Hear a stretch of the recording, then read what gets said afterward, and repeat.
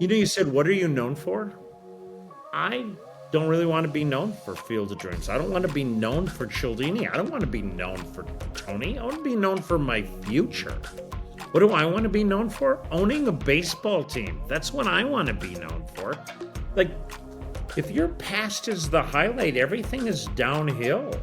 When I got married to my wife, we had our honeymoon in Belize, and we went to a Belizean blue morpho ranch. And we're in a butterfly cage, and there are thousands of butterflies all over us, crazy, and we're eating butterflies. And there was a chrysalis, a cocoon on our table, and it had a sign: don't help it out, you'll kill it. Like, that butterfly has to get out of his stuff, and when it does, it purges crap out of it that lets it leave, and as it fights for its life, it gets its life. That's us. Every great business starts with a decision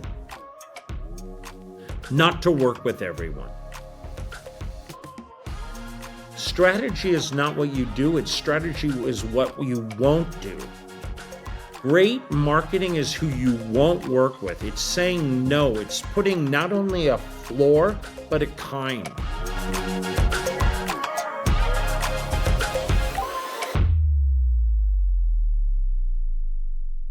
Mr. Tommy Schaaf. We are here to have a conversation with one of my titans on my board of titans in my life.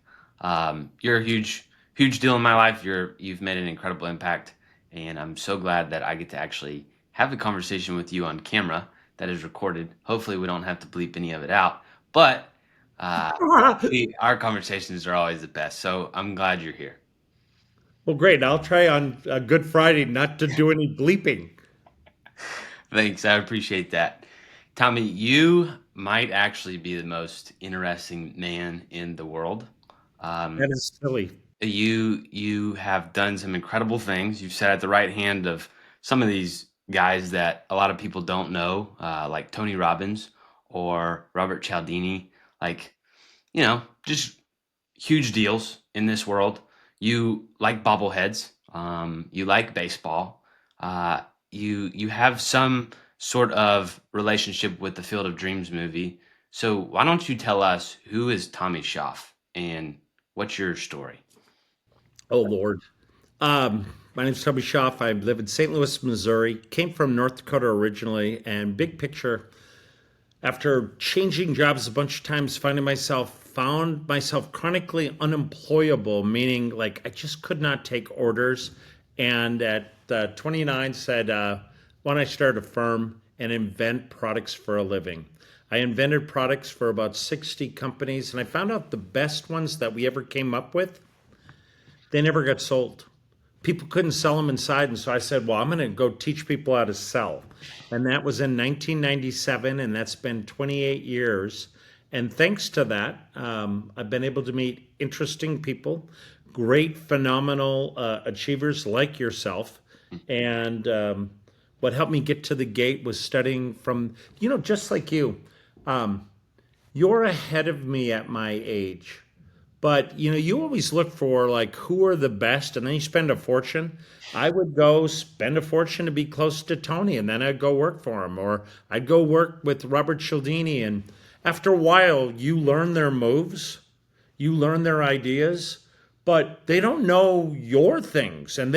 So when you deeply dive to learn about people and learn their things, when you leave, you have everything they have, but they don't have you, because you are the spirit animal of like 10 or 12 people. And I want to turn this, back to you, Brock. What I love is in the time that we do have together, and you're studying with so many people, but I never met a person that went to go learn the material that we were teaching, would do their homework earnestly every day, submit their homework to get feedback, and then go do it second and third time to get it right.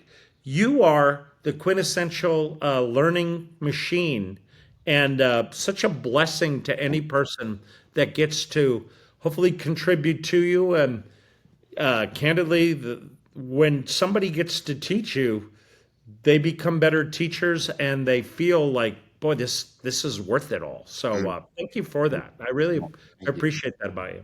Thank you. Thank you. So, uh, tell us a little bit also about the bobbleheads. I gotta ask about that. You got a small fetish with those, right? Well, here's what I'll tell you. I read a book called Weird. And when I got off the road, I'd been following Tony Robbins speaking after him on 4 continents. And I decided I didn't need to go to speak in Fiji so I could go to China so I could work in the middle of the night with people from China through an interpreter. I said maybe I should just go across the street in St. Louis and and be with my kids. And but there was angst with that. There was like, well, I'm going to lose an opportunity, and it was fun, by the way. It's really great fun. When Tony Robbins puts his arms like on you and says, "This is the greatest guy," like people actually believe it. It's not true, but they do believe it, and that's fun to go to parties and have people go, "Oh, you're that guy." I had a little vortex. There was a spot. There was a space that said, "Now what?" And I read a book. It said, "Find what you loved that made you weird when you were 12, and find a way to make money doing that." And when I was 12, 1975, 76, the Cincinnati Reds were the big red machine. And I started collecting baseball cards. And I went to my first major league game because I lived 500 miles from a stadium. I saw the Minnesota Twins play the Boston Red Sox on Memorial Day 75. Fred Lynn was Rookie of the Year that year and MVP. Jim Rice was number 2 and 2. And in this year, when I left, after reflecting on that, I saw that they were playing, like 5 people from that game were playing in a game at the Field of Dreams. And my brother said, "You should go up there and like get some jerseys signed." I said, "I'm going to play." He said, "What do you mean you're going to play?" I said, "I'm going to play in that game." And he said, "How are you going to do that?" And I said, "Somebody won a contest. I'm going to buy it from them." So I tried that and it didn't work. So he said, "Now what are you going to do?" I said, "I'm going to buy the game." And so I called him up. I said, "Do you have sponsors?" And they go, "Yep. But we already did all of our stuff. We printed all." I said, "What I need is to play. I want to be the first player that comes out. I want to be on these guys' teams. Ricky Henderson. I want to be on Paul Molitor, all these, Johnny Bench, Pete Rose. I want to be on this team. I want to have the uniform. I want to be assured I get to play this many innings. I want 2, and I made my list, and the guy says, "That's going to be expensive." And I said, "Well, give me a price. Call it marketing sponsorship so I can deduct it."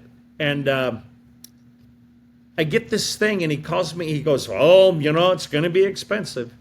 And I said, "I want an autographed jersey and an autographed ball from every one of the players." There were 15. 9 of them in the Hall of Fame. No, that's not true. 12 are in the Hall of Fame. And the other ones were Pete Rose, Dwight Gooden, and somebody. He calls me back and he says, "Okay, I did the numbers." And I'm thinking, like, what is this going to be? 50,000 or something? And he says it's like $7,525.76. And I said, "Are you crazy? Like, that's ridiculous." Because I thought he's going to like freak out when he realizes it wasn't high enough. And my brother's with me. We're at the All-Star game in 2013 in New York at Citi Field. And he's like, "What are you doing?" I said, "I need an hour. I got to talk my wife off the ledge." So I wait, and I wait an hour and 17 minutes. I call him in an hour and 17 minutes. I said, "Is it too late? Is it too late?" And it's too late. And my brother's like, "Why are you going to do that?" And I said, "Because I don't want him to change his mind and jack it up. Plus, he's about to give me some more stuff." And he says, "We're going to throw in these extra things." And then I come out, and here's the bottom line on it. I'm the catcher because Carlton Fisk has someone die. So Pete Rose is my manager, and he says, "You catch." And I practice hitting. I didn't practice being a fat guy who's in a shirt that's too small, throwing balls back to Jim Palmer. And I threw it over his head, and I threw it short, and I did all this stuff. And they said, there's an announcer, and he's like, the catcher's wild. Johnny, you were the greatest catcher of all time. Do you have any advice? He goes, yeah, quit. And then he says, hey, catcher, come here. Here's what you should do. And he rolls it. He like bowls the ball to Jim Palmer, and he said, no, I have a better idea. Throw it to third base where Wade Boggs was. I'm like, why? He said it'll go straight to the pitcher. And he's on the loudspeaker, and there's 5,000 people. And I am so like embarrassed in all this. And it rolls up into this moment.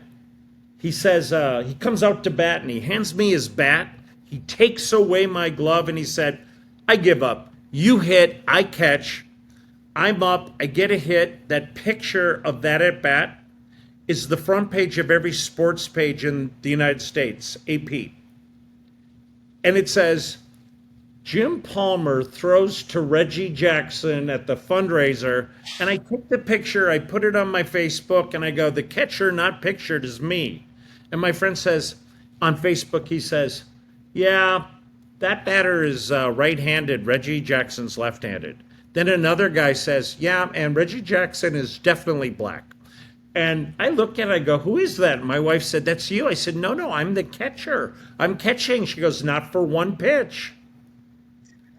Now, at the end of that game, I was in such bliss. I was like, this is the most fun I've ever had in my life. Why don't I do this more often? And it was because I said I didn't have enough time and I didn't have enough money, but money you can fix. Time is harder, but you only get to live once. I decided I'd become one of the investors in the Field of Dreams. And then they put me on their board. And then I said, I'm gonna switch my company and I'm gonna be Major League Sales. And I'm just gonna train people that have skyboxes was my big plan. And then COVID happened and there was no season for people to go to. And then the next year, no one bought skyboxes. And the next year they went on strike. So that got a little delayed.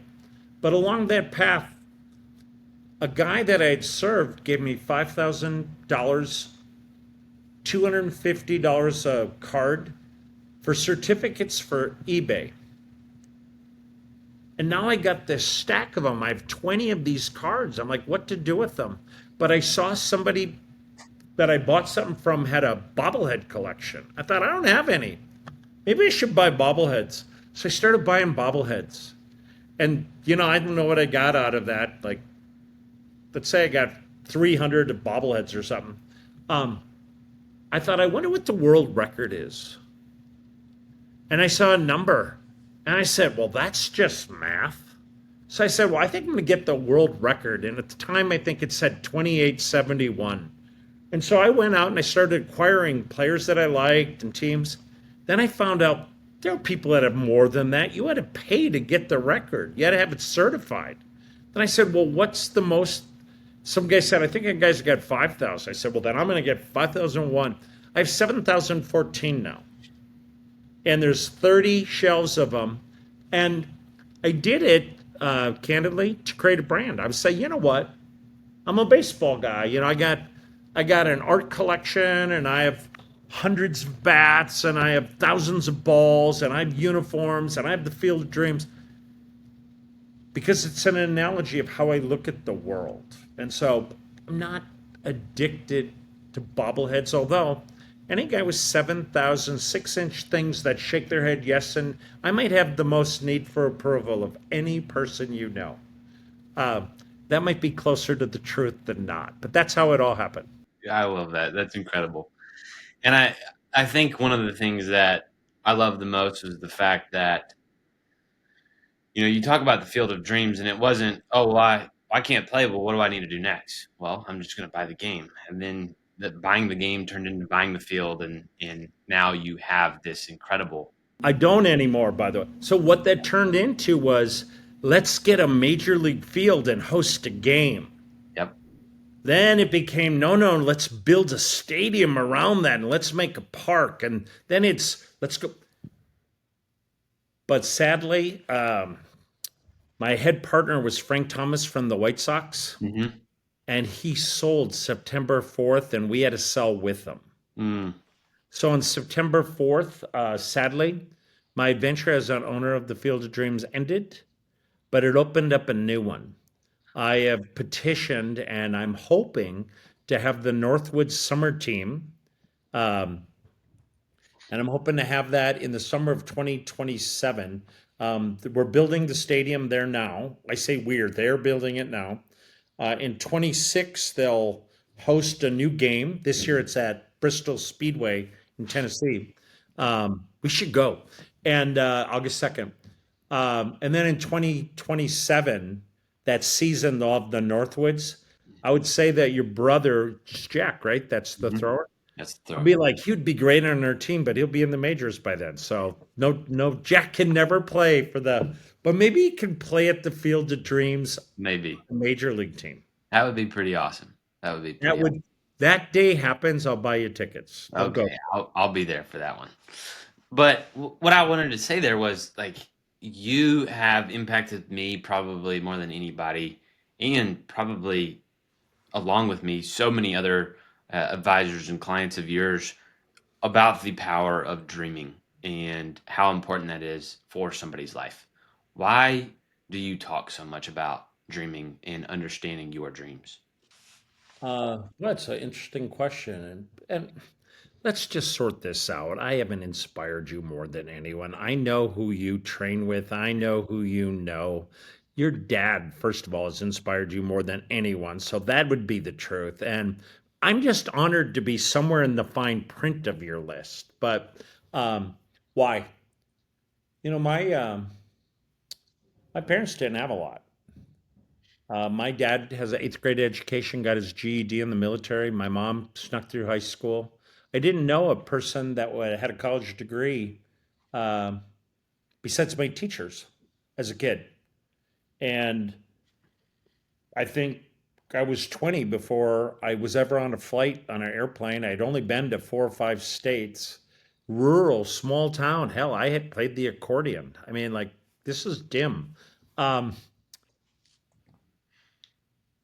But my mom said readers are leaders, and where we didn't go places, I read books about places. And the first book that I can recall of this genre was, I think his name was David Schwartz, The Art of Thinking Big. And I was like, I'm going to think big. So I read that book. I gave it to my kids. They didn't read it. But I was like, think bigger, think bigger. And sometimes we inherit beliefs from people. I inherited a belief from my mom. I could be anything I wanted, and I won all kinds of scholarships and I did all kinds of things. But as much as she said I could be anything I wanted, when I decided what I wanted to be, my mom said, you can't be that. And I had a hard time. For a long time, I was really had fights with my mom. I thought my mom was saying I couldn't, that there was something wrong with me, that I was too little. And what I later found out with more self development is my mom didn't think she could. And she had been so disappointed by things. Her father had been killed in a car accident, his fault, he was drunk. That she had been so shattered by things that she wanted to protect us. Like, don't get your hopes set up. But I think hopes, they help us. And on August 10th, 1986, I started my first company that morning, quitting a job that I just got promoted at. People were making about $19,000 a year at that time. I saved $10,000 in my first 2 months on the job. And I Mm, was like, how hard could this be? I'll just start my own company. And the guy said, you shouldn't do that. You should work with me. And he was the number 6 ink company at the time. I fly back to Minneapolis. I'm going to recruit my friends. And I find out that my friends fell asleep, crashed a car, and killed one of our friends. And that same day, my cousin committed suicide. And that same day, I found out my fiance didn't want to get married anymore. And I was crushed. And a friend gave me the book, Man's Search for Meaning. mm, And I read that book and I cried. I had a good cry. And what he said basically is it's not what happens to you, it's what you decide about what happens. The meaning of the events of your life decide what your life will be. And that was the shot I needed to say, I'm going to change my life script. I'm going to do what I want. And I have read that book every year since 1986. One year I read it twice. I spent a day at Dachau and read it in an incinerator in a day, just sat in a place that it was all happening, just to feel what that would be like. It led me to a relationship with the Franco family.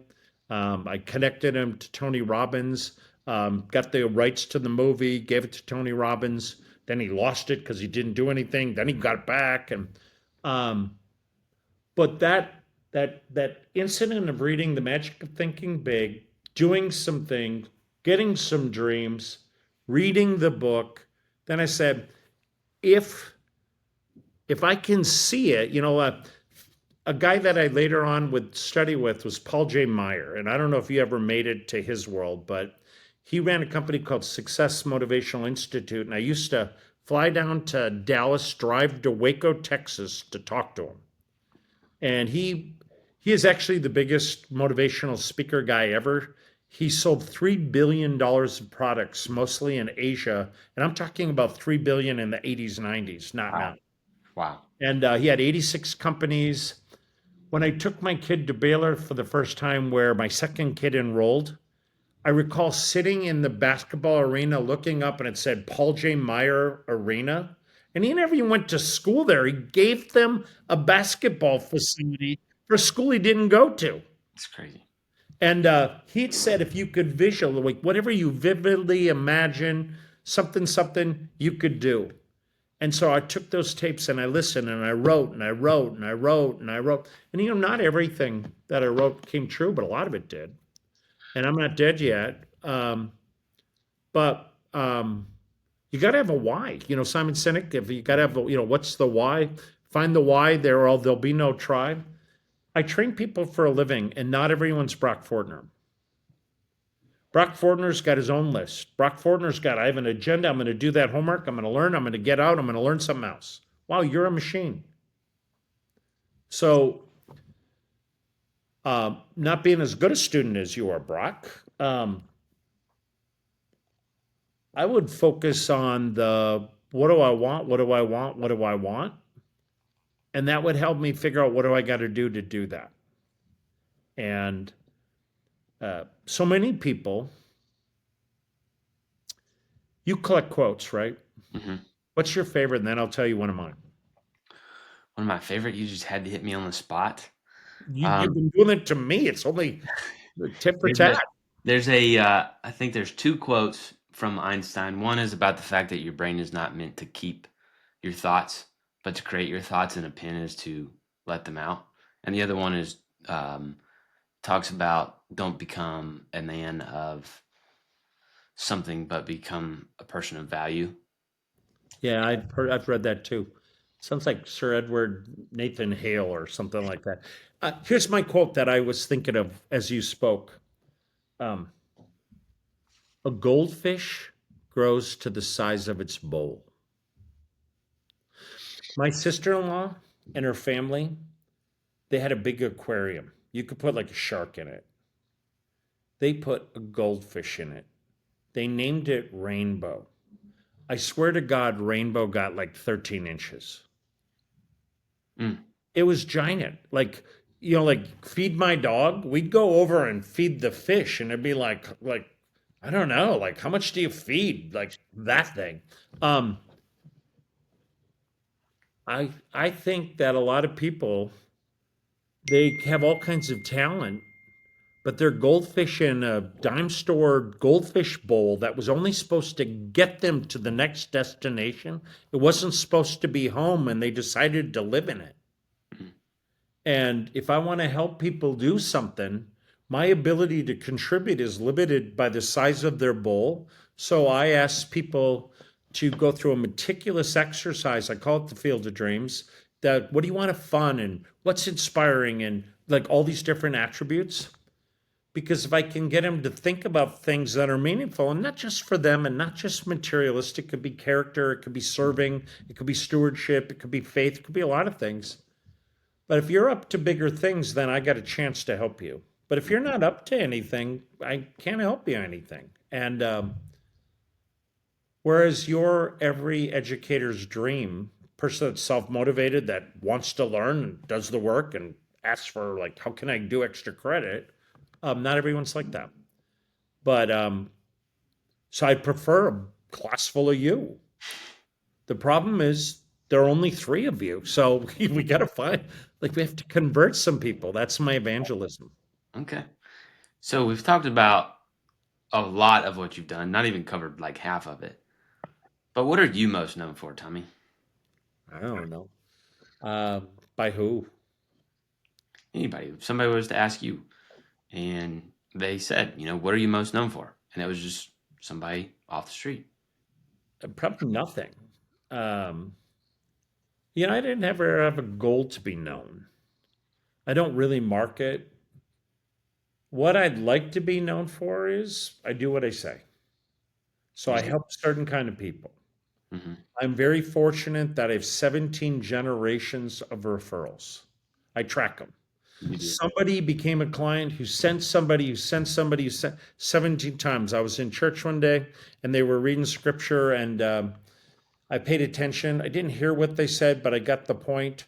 Somebody begat somebody who begat somebody who begat somebody. There were three paragraphs. I counted them up. As I recall, I think there were 14 names in each of the paragraphs for a total of 42 generations to Christ. I said 42. You know what success would be? 42 generations of referrals. I'm at 17 right now.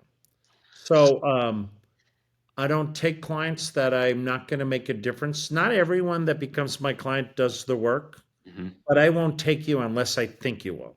Sure. And that's partly not want to spend my time. Partly it's hopefully at some level integrity. I never want to sell something for me. hmm Um, the other part is it's cheating. If you get the right people that want to do stuff, the job is more fun and you get to grow without changing the people. That's what I'd like to be known for. More and more, um, a lot of our problems, a lot of our success comes out of our pain.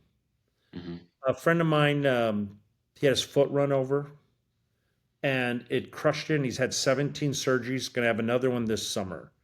He's on so much pain that he started drinking to ease the pain and he was worried about becoming alcoholic. So in a moment of you've met him, Brian Moses, the Yeah. Vanderbilt dad. So Brian tattooed Amor Fati onto where his foot was run over. Amor love Fati fate. Love your fate. My accident with my foot didn't happen to me, it happened for me. Good Lord. Wow. Good Lord. And what I find is there's stuff that's really dark. Change the meaning, it's your message. When I was your age, I was bright, but not as savvy. You're very wise, so you're always going with older people. You're like 50 in a 27-year-old's body, and so you're very wise. Thank you. Um, I got intellectually bored, and I wanted new. I wanted dopamine, sugar, sugar, sugar, and so I wanted to learn, learn, learn, learn, learn. New people, new jobs. You found a niche at 20 and at 27 you're doing it and it always just going to grow and you're kind of like a tree that every year there's another ring and another ring and one day you'll be 75 and there'll be 75 rings, but the thing you started with will always be there, but it won't be limited to that thing. hmm And after Bitcoin and after, all the things that you do, there'll be something new in 50 years and you'll be on the front of it and you'll still be young. So I chased success by thinking there was a right place. And so I worked for good companies. I said, not here. I broke a record, not here. Bro, I thought the companies were wrong. The industries were wrong. I went into work for myself. I hated that boss too, but I looked at him every day. I was like, maybe it's not the industry. Maybe it's the knucklehead. But then I was like, well, maybe I need different content. And it changed, changed, changed, changed, changed. But what I want to be known for now is helping people create niche markets. I think the most poignant thing I've said in years happened yesterday. And I wrote in a journal and I said, man, that is real. That should be a bumper sticker. And the idea was every great business starts with a decision not to work with everyone. Strategy is not what you do, it's strategy is what you won't do. Hmm. Great marketing is who you won't work with. It's saying no. It's putting not only a floor, but a kind. If you decide in your business to work with people that do storage facilities, and if you only marketed to storage facilities, one person will lead to you getting two, two will lead to six, six will be 30, you'll have 100. 100 people that own storage facilities, well, we don't have to worry about economics anymore. No. But if I have a storage guy and I have a lawyer and I have a professional athlete and I have a doctor, this sounds like the beginning of a joke. They went into a bar and the bartender says, but a niche, building a niche. Brock Fortner, you got a bunch of clients, but if you could create a niche and get to 30, you'd have 300. Then you can do another niche while that one's growing. You can hire some people, take your B clients and put a junior person on them. The people are become more successful. They require tricks. I don't mean tricks like tricking, but they require magic that isn't yours. So you get a subject matter expert from any of our shared friends. Hmm. And so you're like, okay, this person needs premium finance. And what you would do or what I would do, we'd call the best premium finance person. My friend would be Kuldeep that I introduced you. You probably have a bunch of guys that could do that. Probably Garrett and those guys do that. Michael Islam, all those kind of, I don't know, maybe I'm saying his name wrong, but you know what I'm talking about. Yep, Mike Isom. Yeah. So here's this point. If I do niche and I grow with those right people and they mature, then my skill sets ratchet up because now I can get paid to be an apprentice. I have a customer, I bring in an expert, but you're smart. You do 6 of those, you'd be like, move over and I'll show you how to do that thing. Yeah. That's what I want to do is help people build niches. Yeah. So, Tommy, one of the things I know I've struggled with this before is how do you get over well, I don't want to tell people no. Or maybe it's not necessarily telling them no. It's like it's a thought process of um, I'm only talking to these people, and I'm gonna say no to these people, and I don't really want to repel people. I don't want to create a message that repels people. And I've dealt with that, but I've also heard that from other advisors, business owners, where it's like, hey, I don't know if I can take a stand on something and be okay with the fact that I'm going to repel a bunch of people, and I might have haters from that repelling message. What do you have to say to that? People are gonna hate you no matter what. I got news for you. You're very lovable and I like you. Not everyone likes you. You are correct. And the more and you're speaking like crazy and you're a great speaker, you have amazing content. Your writing is especially lucid. I love following you, your stuff on LinkedIn. You're one of the few that I read whatever you post. Thank you. Um, and as you do more currents and as you do all the things that you do, more people are going to say, I don't care for that. Mhm. Good, good. If everybody likes you, nobody's going to like you. Yeah. And when you try to appeal for everyone, you appeal to nobody. Um, we're in a country that's kind of black and white. Why is Donald Trump the president? I'm not debating who he is or anything. I'm saying he is on a polar. And for all the people that think he's the answer, there are almost as many that think he's the problem. Hmm. But that's the only way you get elected in the United States because the normal people in the middle that represent most of us, Hmm. they don't win Iowa and they're dead. Yeah. I'll tell you what I learned about that. Leo Buscaglia passed away. He was a professor at USC, wrote a book called Love. And at the end of his book, he had a poem. Now, this poem won't be exactly what he wrote, but it'll be directionally right. I think I've adjusted the poem to fit what I want it to be. But here's what it was called. I'm a plum. I'm a plum. Not everybody loves plums. Some people love bananas. Whenever I try to be a banana, I'm a second rate banana. So you know what I am? I'm a plum. If you're a plum and what's in fashion is to be bananas, the people who value bananas will never pick you. It is a death march to try to please them. So, who are you? I think Pete Townsend had it right. There was a band called The Who. Who are you? Who? I really want to know. Like that, I think so you say, well, how do you say no to people? By saying yes to where you're going. Um, you've been successful and you got a monster truck and you got some property and stuff, but you're going to accumulate stuff and then you're going to get married and then she's going to throw away all your stuff. And then but here's this point, you're going to move this stuff from place to place, and sometimes you got to get rid of stuff so you have room for the stuff you want. You evolve.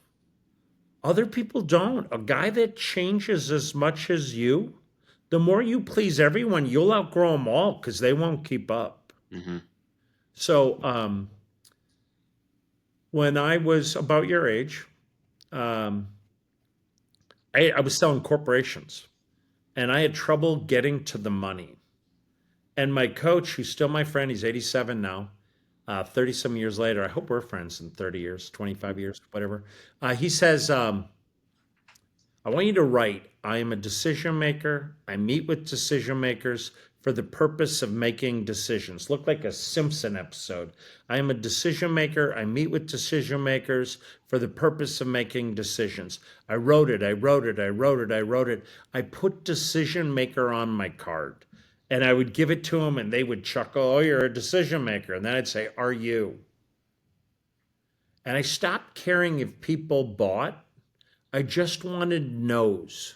Like, you can give me a no, but don't have me come back if you're not in it to win it. Like, yeses are great. No's are outstanding. When that started happening and I closed 62 Fortune 500 companies, I changed it. I am a difference maker. I meet with difference makers for the purpose of making a difference. Sales calls weren't even about sales anymore. It's, are we going to make a difference? If there's a place for me to make a difference, awesome. If we're going to not make a difference and you want to buy, not awesome. I want to work with someone where I'm going to make a difference. And if I have my choice, if I'm going to make a difference for somebody that's not up to making a difference, that's a wasted at bat. That doesn't work when I'm not there. Yeah. But everyone that gets to coach you, you're a difference maker. Like you, wherever you go, there are ripples. So we all want to coach you. Why? If you coach you, it spreads. There's a great thing. Your work matters. Your income gets a little bit better. All that's good. So how do you say no? When you see your world the way I do, I get a guy who gets me a guy who gets me a guy who gets me a guy who gets me a guy, 42 generations. I don't want anyone that's not going to get the second generation. That's a hiccup. Mm-hmm. I'll tell you where that pain comes from. I went through a season where I did a switch in the market and I got a bunch of revenue, but I didn't get a lot of success. And what happened is people that paid their own money got to be business owners and they sent their people and they were the wrong people. And then I had rooms full of wrong people. And then I was like, this is not working. Did I get worse? Is something wrong with me? There was something wrong. I was working with people that weren't my people. And I was like, my self-esteem was like, I know I'm better than this, but this is a death march. Why is it Do I give them their money back? What do I do? Um, I think when you say no to people, you're saying yes to your life. And the people you say yes to, you really get you're a person of faith, which I respect. Me too. Um, when I was a kid, my mom, it was the 70s and everything was like 70 colors, groovy, and there was like fluorescent paint. And I had this fluorescent sign that, like, when you turn off the light or put a black light on, it would glow. And it was orange and yellow lava light. And it said, what you are is your gift from God. What you make of yourself is your gift to God. Now, my prayers don't sound like prayers, and I don't do memorized prayers. I just talk to this person that I know, good friend of mine. And, but if there's a thing that defines my faith, I believe that I have some things I was given, and I should steward those things. And if man's search for meaning is right, it's not what happens to you, it's the meaning you give. Whatever I got, and there were hard things that came with that, and there were painful things, things that I wouldn't want to have anyone have to go through, but they were gifts in the long run because I had to make choices. Frank, fortunately, I didn't make some of the bad choices. I made bad choices too, but like sometimes these things hurt us. But um, in making good choices, then I saw like why that happened for me. That made sense for me. Uh, I say no to things now more often because that's somebody else's job. We're on Good Friday, and Jim Rohn, speaks about Jesus. He calls it the great teacher, so he doesn't alienate anyone. But he says the great teacher goes to a mountain and gives a speech, and 1/3 of the people say, "Did you hear what he said? Let's sign up for that. That's really great." And then he says, "Hey, did you hear what that guy said? I hate that guy. We should kill him." And then 1/3 of the people say, "Did you hear what that guy said? I don't understand what that guy said. Explain it to me. What did that guy say?" And you know what Jim Rohn said? And what did the great teacher do? He went to another city where 5,000 people were saved. If the good Lord who died for me on this day 2,000 years ago, contextually, if he doesn't have to get them all, I don't either. If not everyone loved him, not everyone has to love me either. And you know what? If there's 1/3 of the people that don't get me, I don't have to I can live with them not getting me. If God couldn't get the people to get him and he could go to the next city, you know what I need to do? Show up and sort. Yeah. And somebody always shows up. Yeah. So that's what I think. I'm not saying it's right, but that's what I think. It's incredible. As you were talking, and I, I loved your answer there. There's a couple of things that I thought of. Number one, Man's Search for Meaning, one of the greatest books ever. I love that book. I read it often too. The other thing that I was thinking about was one of the quotes that I've heard and been mentored to me was, "You can be anything in this world, you just can't be everything. So you might as well pick." Yeah, I screwed that up. Yeah. um, but that's why I'm doing niches now. Yeah. Your pain becomes, your mess becomes your message. Hmm. I thought it could be all those things. Yeah. I couldn't. So what's my answer? Quit being everything to everybody. Some of our friends that pick a lane, Kuldeep with premium finance, he takes a lot of vacation and his business just keeps getting better. Yep. Like, pick a domain or pick a market and a domain, Hmm. and then master that and then keep up and then have a new hobby. A tree, how high does it grow? As high as it can. That's right. And every year it gets a ring bigger. Be like Hmm. a tree. So don't like just stop. I'm a tree. Like I'll never. Um, add stuff, evolve, but there's a book, Secret Lives of Walter Mitty. I don't know if you ever saw it. There was a movie with Ben Stiller. Hmm. And a guy, instead of living his life, fantasizes and he lives in like not reality. I have decades of those. Mm. I have decades of those. It created a crisis. I will tell you, how do you get to be what you are? I spent 19 days on a mountain with Richard Bowles, who wrote the book, What Color's Your Parachute? It would be his last retreat he ever did in his life. And there were 50 people from 35 countries. And we were in Bend, Oregon at Mount Bachelor, sat up on this thing. And every day you would write two stories and you would read the story and two people would listen and they would tell you your nouns and your verbs and they'd catalog and hand them to you and you put them on the chart. And then you'd go do this new story and two people would catalog and you'd catalog theirs. And in 19 days, you did 38 stories. And what happened, there were themes. And it said, you are these people.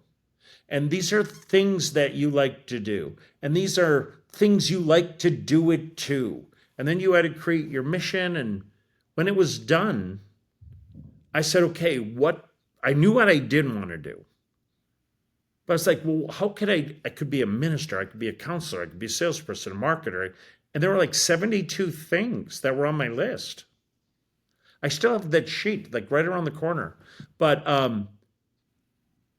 I looked at that list, this thing that I hated, that I was having a 41-year-old midlife crisis. I found out the crisis was I thought I did that thing when my job was the only thing that let me do everything on that list.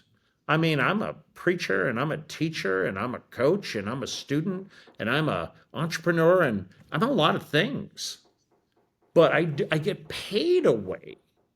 And then I left and I said, I love this job. And I went from my day stinks and I got to get out of this to now for 20 plus years, my friends are saying, when are you going to retire? I'm like, retire? I finally know what I'm doing. Like, retire? Never. I'm going to die someday. And I'm hoping that's 136 shot by a jealous husband. That's my big plan. But like, I want that to be a long time from now, and I'm still at my best. Um, so that's my plan. I don't know if that helps. That definitely helps. You are really close. You worked extremely close with Tony Robbins, and Robert Cialdini. Like you were one of the few uh, apprentices, I'll say, of Robert Cialdini's. Are there any lessons of theirs that just really stand out to you that you still use within your life today? Hundreds. Pick a lane. What area would you most care about? Uh, well, Tommy, that's a little bit hard for me to put a pin on. I was hoping there'd be like one that you're like, he said this, and I remember this to this day, and I almost always recall it. Well, I mean, there literally are hundreds of them. And whereas I worked and spoke after Tony and I had good moments with him, it's not like we hung out. Right. Robert, a little more. Spent time with his wife yesterday. But, uh, that whole idea of the consensus of how creating a niche that comes from social proof. When people when people can't make a decision, they first say, "What are other people doing?" So many are great. When there's many, they say, "Well, who has social proof from people like me?" So many specific trumps many. But times of uncertainty, when we're in a time of uncertainty and you have helped people and have social proof from people that are in that time of uncertainty. It's great that 1,000 people love you. How about 1,000 people at the beginning of their career? How about 1,000 people at midlife? How about 1,000 people retirement? It's great that you're a financial advisor. How many people have you helped unwind their money? How many people have you helped prepare their business for sale? Whenever you can identify, these are my people, this is the time. This is the time. That creates social proof. One person gets three, people gets six, gets 30, gets, you don't have to look, they find you. When I studied with Dr. Cialdini, it helped me appreciate that surgeons have 6 month to 2 year waiting lists, but I can see my GP tomorrow. There's a line for people that pay the price. Yeah. When other insights, whenever I look at relationships, in my head, click whiz burr goes, how do I create reciprocity? What do I give first? So I try to give. Could be information, could be a gift, could be words, could go to your love languages, gifts of service, gifts of time, gifts of physical gifts, touch, watch that. So I skipped one. Gifts, it could be liking, 3 ways to like, words of praise that are real, places of commonality, conceptual levels of places of commonality. We just talked about Jesus and we talked about Good Friday because it's the day, but like, listen, not everyone's Christian, and a bunch of people claim the title, and that means they went to church 2 times this year. And by the way, going to church has nothing to do with it. Billy Sunday said, just because going to church doesn't make you a Christian any more than sitting in your garage makes you a car. Right? So here's this point.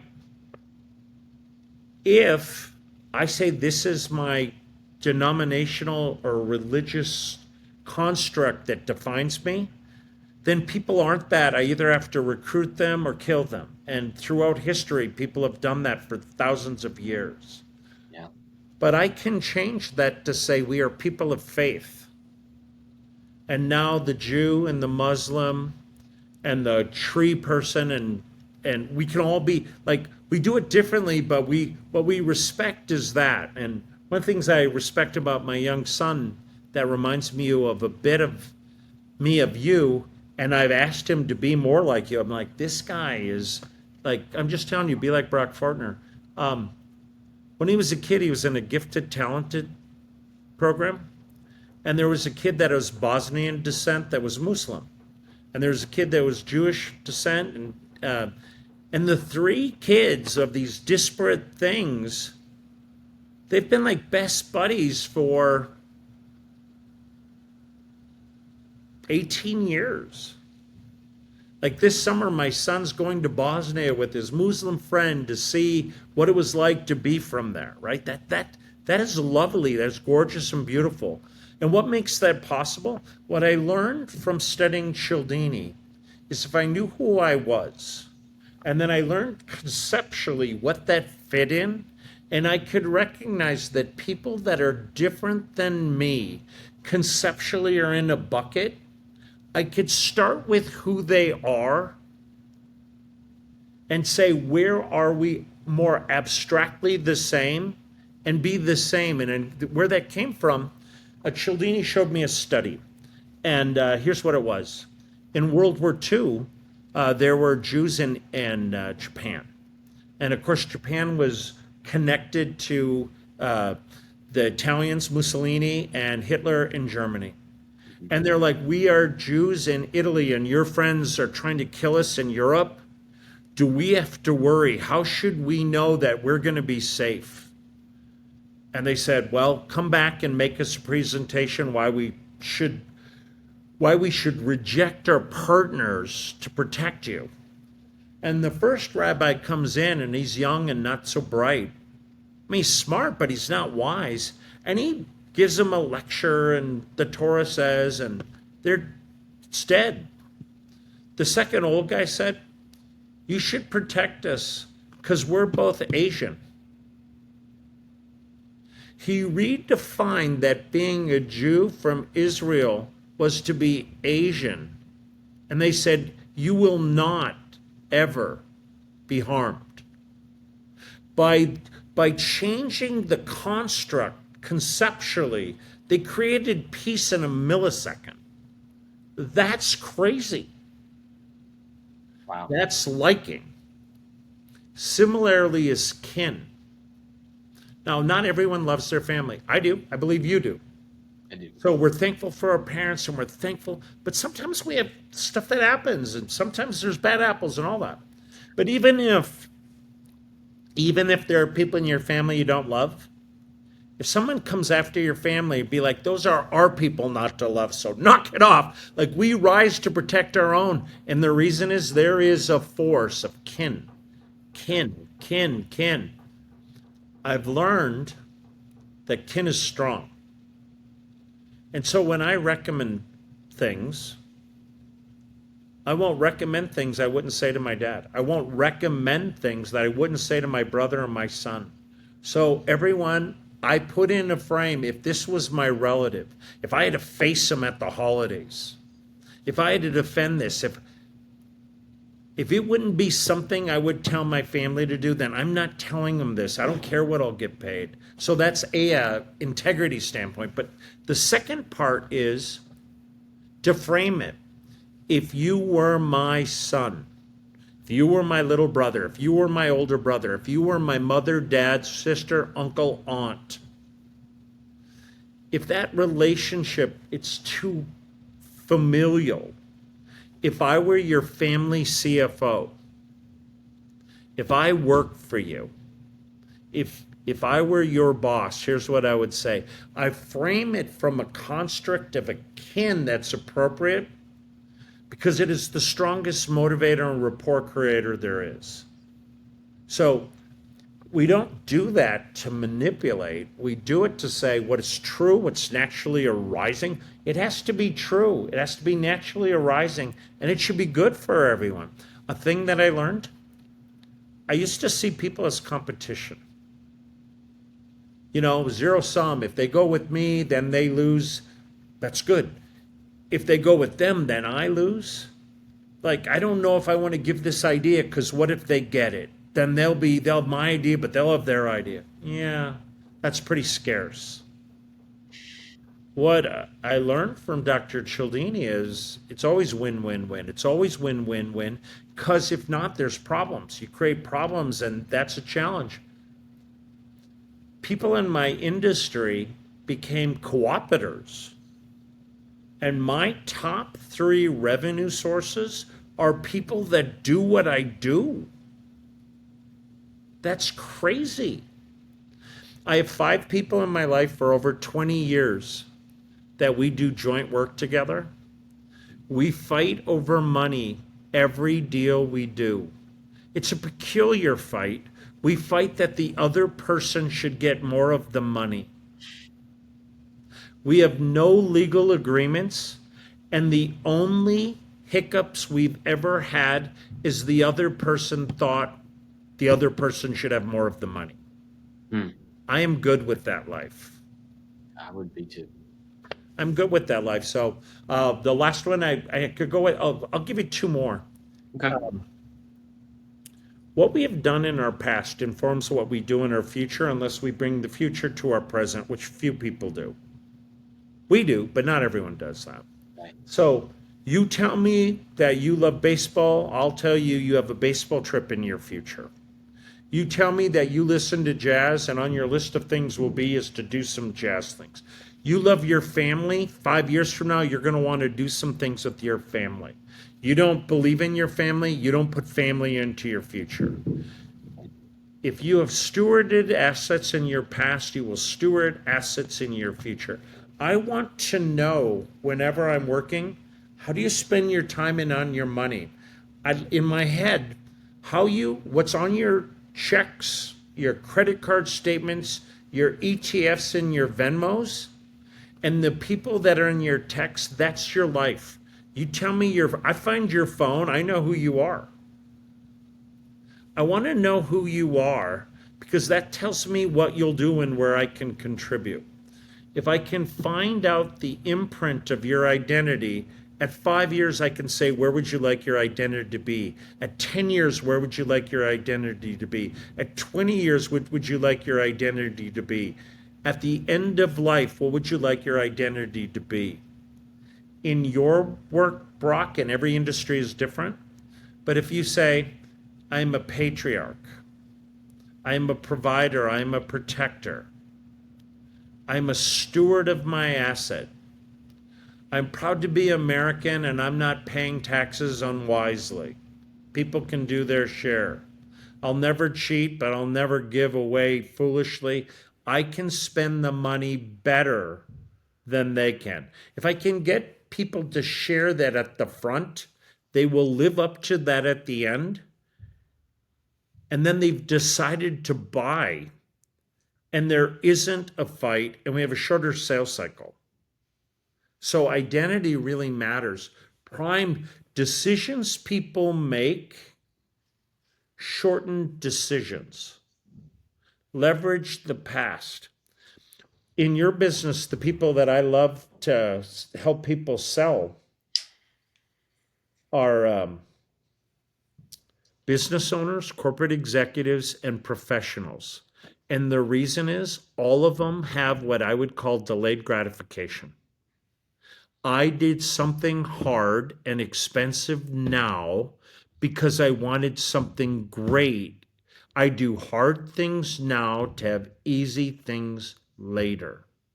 Investing, protecting, all of that, hard now, easy later.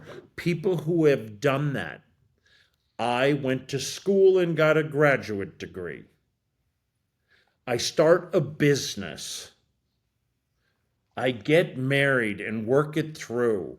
I'm like, you do hard things, you will do hard things. Why? Because in the long term, it'd be like, well, just makes sense. It doesn't make strategy is doing inconvenient things. Some people want convenience, other people be strategic, not convenient. If I want to make a bunch of money in a short period of time, look for strategic people that don't look for convenient things. Now, a sister to that to get people to take action is scarcity. The other day, I got two bills when I was out visiting Tom Duffy, who you've met through me, and Kuldeep Madan. So I was out, in New York with him. I was at Tom's 60th birthday, and I was at Kuldeep. We had breakfast, and I got these I rented a car because I drove up to Tarrytown and stuff, and I got two bills. I got one bill for being in Manhattan. It was a congestion bill. It was $9 for being in the city. That's funny. I'm like, what is this? And then there was a $5 surcharge on the $9 charge for being there. Then I bought the toll booth thing, $9 a day, $10 a day, and I got $50 of tolls. I was like, why did I buy the toll booth thing? Like this, I thought the whole point is I paid the tolls, so I didn't have to pay the tolls. So I get on the phone and I call and say, what is this? Now it's a $14 bill. I spent 11 minutes. And if they wiped it out, I just worked for $80 an hour. You do not work for $80 an hour. I want you to get, why did I do it? This is wrong. It's the ethics of it. It's the principle. It's just not right. But you can be right or you can be rich. It's hard to be both. I was so like, they should not do that. This is wrong. I'll confess that I called the other one and fought with them too. What if I didn't have to pay either of them and I spent an hour to make $92 and didn't have to pay them. If I was smart, like there's a number. Like how much dumb things are just a tax? Now, from that point, we can learn a lot about selling. People will work harder to not lose something than they will to gain something. What could I make in an hour? Well, it depends. I could bill $1,000 an hour for consulting. I could sell something and make a commission, and that could be, $2. It could be $100,000. See, like my hour is what? How do I spend my hour? But I don't work for 84. Mhm. When we're selling things at the end, instead of this is what you get, the frame should be this is the cost of not taking this action. Here is what you lose. When you sell investments, it would be like, and if this happens, here's what you get at death. It's if you don't do that, not doing this creates this vulnerability, and this is what you won't be able to spend at retirement. This is what your family will have to sell to pay the tax bill. Your life that you spent not going to their events so you can make a difference for them will have to be paid. They'll be illiquid and they'll have to sell things. Joe Robbie, Miami Dolphins. The frame of scarcity creates 150% more traction. Yeah, Those are kind of things I learned from Uncle Bob. that's incredible. You got time for a couple more? Whatever you say. Because you have been around Robert Cialdini and Tony Robbins and guys like Frank Thomas, and you're at these games with these really high performers. You also train really high performers. Like you're guys we You. interviewed we interviewed Kuldeep this morning actually, Okay. and he's also like a top dog in our industry. What do you see that separates? What patterns in their lives do you see separate them from the average bear? So just so I understand the question, what's the difference between the people that are really accomplishing and the other ones? Hmm. Oh, there's a bunch of them. Some of it's talent, but it's rarely talent. There's a lot of talented people, myself included, that are underachievers. So that isn't it. It's usually saying no to more things. The narrower, um, Brock, are you there? You look frozen. I'm there. Okay. Brock, if you were dumb as a post and you were in the post business and you did posts for 30 years but couldn't do anything, would you know more about posts than anyone else? Do you know how many posts are consumed in the world? A lot. I sometimes look around my office and I go, like, there's a painting and there's the paint and there's the canvas and there's the frame and there's the hook and there's the nail. And somebody made $100 million to $1 billion on 1,000 things in front of me. Like, there's a lot of ways to make a living. Yeah, there are. The more narrow you are as an expert, the better it'll be. Um, I think a lot of the people. So are there people that are kind of good at everything? Yeah, but I mean, Bo Jackson is good at a lot of stuff, but he'll be in no Hall of Fames outside of college. That's right. But a guy who picks his thing and does it earlier. Tiger Woods. The first time I heard of him, he was 4, I think, on the Mike Douglas show, and I remember watching that, going, "Look at this cute little kid." Well, that kind of worked out for him. Um, Yeah. Now it's not always early, and sometimes we have to go on. And by the way, it's never late. I made McDonald's commercials. Ray Kroc, I think, started like he was 55 or something. Yeah. Arlen Sanders created KFC later than that. So you're never too late. You're never too early, but you pick a lane. You pick a lane and you do something. You're coachable. Show me somebody that's willing to fail more, and I'll show you somebody that learns faster. The Irish say, fail no matter, fail faster, fail forward, I think. Something like that. Um, Hmm. that's a hell of an idea. So people that they'll try something, they'll learn, they're humble, they look for the best and become good students. You show me somebody that's willing to go in the front of the class and ask.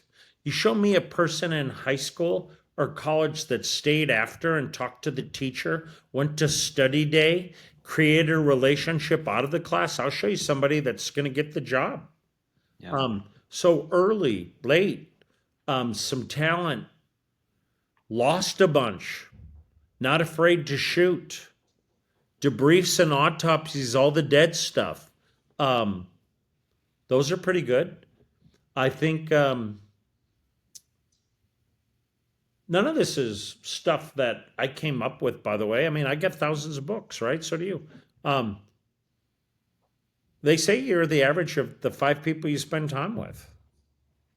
So some people like, I'm gonna just do it my way, and they're the Marlboro man, and they're like, you know, smoke a cigarette, look at me, I'm looking like that. Those commercials that you're too young to see, like that. That's stupid. Yeah. You show me the people that achieve today, and I'll show you somebody's got 5, 7 friends. And that guy, one guy gets ahead and they go, how did you do that? And then you're like, I could do that. So they travel in packs and they make each other better. And there are people that are always like, I bought a bunch of rear view mirrors the other day and I was going to send them to people. And I don't know who said it, but they're like windshield people and there are rear view mirror people. There are people that they're always looking back and go, do you remember when we were in high school? I'll be like, yeah, but I've kind of got new things to do. You know, you said, what are you known for? I don't really want to be known for Field of Dreams. I don't want to be known for Cialdini. I don't want to be known for Tony. I want to be known for my future.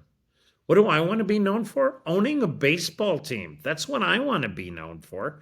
Like, if your past is the highlight, everything is downhill. Hmm. So, but if you're in a group of people that are all thinking forward and saying, here's my future, let's change my present. And then they say, how am I going to do that? Well, I learned these things in my past. If I can make peace with my past, when I learned that my mom's caution and worry for me was not about her rejecting me, but she wanted to protect me because she had been hurt, then I realized that she loved me. She just didn't get that she's a hell of a mom. And she prepared me not to have those worries.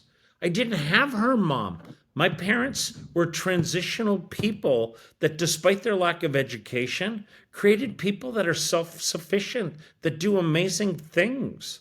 They didn't need to protect, she did not need to protect us. She built us. She built us to take storms. Those storms didn't hurt us. The trees, when winds blow a tree, it digs the roots. It lets them take more wind. It doesn't kill the tree. When I got married to my wife, we had our honeymoon in Belize, and we went to a Belizean blue morpho ranch. And we're in a butterfly cage, and there are thousands of butterflies all over. It was crazy, and we're eating butterflies. And there was a chrysalis, a cocoon on our table, and it had a sign: "Don't help it out, you'll kill it." Like that butterfly has to get out of his stuff, and when it does, it purges crap out of it that lets it leave. And as it fights for its life, it gets its life. That's us. I screwed up. I protected my kids too much. I helped them. I thought, you know what? Education is power. I said, don't get a stupid job making minimum wage. That doesn't make sense. Go to summer school and take all the classes. You'll get more A's. You'll get graduate early from college. Don't do that. You'll get in a better college. Nah, I should have had them hate doing dishes. I should have had him hate being a busboy and a dishwasher and a car parker and all the things that I did, because I thought that education, because I value education, was better. Nope. Today I'm thankful that I had paper routes and 100 papers when I was a 10-year-old. I am thankful that I had to go door to door and ask people, collect Bismarck Tribune 240. I'm thankful that my parents didn't let me walk through people's grass. I'm thankful for all that. Why? It's my first day when I worked for my dad. He said, okay, if you work here, we're going to pay you. You got to do an adult's job. If you're not, I'm not going to compare you to being 12. I'm going to compare you to an adult. You don't want to do that? You don't do that. I said, nope, I want 265 an hour or whatever it was. Then he said, go get a hot pail. Get a pail of hot water, put like crappy soap in it, and bring a steel brush. And then I brought it, and then he led me to the back. We had a implement dealership, tractor store. And we had 14 mechanics, and we had a mechanic's locker room and restroom. Now, these guys had oil all over their shoes and stuff, and they were rough and tumbly guys. And, you know, when they went to the urinal, they apparently thought it'd be fun to do it on the floor. And my dad was a military guy, and he could make a floor that you could eat off of it. And I watched my dad clean the nastiest floor I've ever seen. Military grade perfect. And he said, this is your first thing you do every week. You clean this bathroom. And then you get me. And if it doesn't look like this, that's your last day. And I hated that. God, I hated that. What my dad said is, if it's not too good for me, it's not too good for you. Wow. Wow. And my point of that is, the people that are different, there's a spot that says, I will do what it takes. I'll have a standard. I'll live up to a standard. And it's not that they get there, but they aspire to it. I think that's all your friends. That's all my friends. They're up to something. They're good. They're benevolent. Most of them have faith in something. Most of them. Most. So anyhow, that's what I think. I like it. Tommy, man, I appreciate you. I appreciate It's you. always fun. What would be the best way for somebody to get in touch with you? Probably LinkedIn. LinkedIn. Tommy Schaaf, St. Louis, Missouri. And any friend of Brock Fortner is a friend of mine. Thank you, Tommy. I appreciate you. I appreciate you. Thank you.